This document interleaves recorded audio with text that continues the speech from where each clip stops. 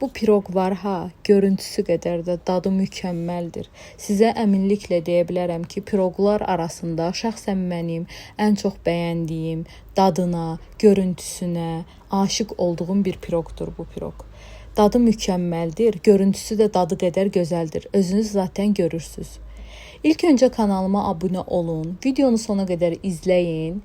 Fikirlərinizi hər zamanki kimi oxuyuram. Hər birinizə bir cavab verirəm. Özünüz də görürsünüz. Gəlin keçək indi bu piroqun hazırlama qaydasını sizə göstərim.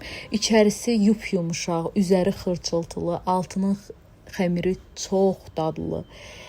Həqiqətən də yəni dadından doya bilməyəcəyiniz bir piroqdur. İlk öncə bir qab götürürük. Bir qaba içinə un əlavə edirik. Yağla unu umac edirik. Umac etdikdən sonra bu umacın içərisinə bir ədəd vanil, bir ədəd qabartma tozu əlavə edirəm.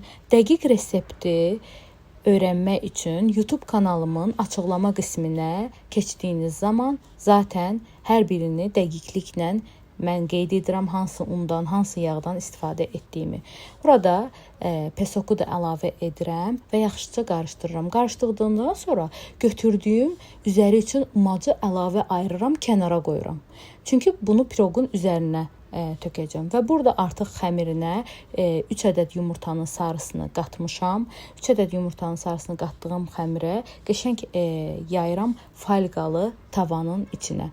Burada 3 ədəd yumurtanın sarısının ağını çalıram və üzərinə pesoku da az-az əlavə edirəm ki, içinin o dadlı naçinkası var, o dad mükəmməldir də. Yəni bunu başqa nələrdə də istifadə edə bilərsiniz. Daha sonra videolarda sizə göstərəcəm zaten. Evdə oldu Luboy pendir növündən, yəni krem pendir istifadə edə bilərsiniz. Mən İran pendirindən istifadə etdim. Siz labnedə istifadə edə bilərsiniz.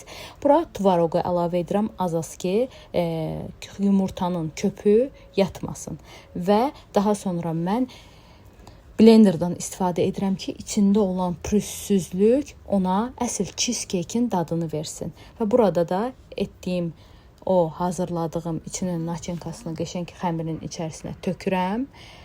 Mən xəmirin qıraqlarını çox hündür eləmişdim deyə siz etməyin. Mən tökdükdən sonra xəmirin qıraqlarını ehmalca, yavaşca içəriyə doğru bastırdım ki, hündür qalanda qıraqları xırçıltılı olacaq deyə. Və gördüyünüz kimi etdikdən sonra üzərinə hazırladığım, qıraqda bayaq qoyduğum ovuntunu qəşəngcə səpirəm. Duxovkanı 180 dərəcədə qızdırılıram öncədən və göndərirəm bişməyə. Bişdikdən sonra zaten görüntüsü göz önündədir. Həqiqətən hər biriniz edin. Fikirlərinizi kommentdə hər zamanki kimi gözləyirəm. Əgər bundan etmisinizsə onu da yazın. Gələn videolarda görüşənədək.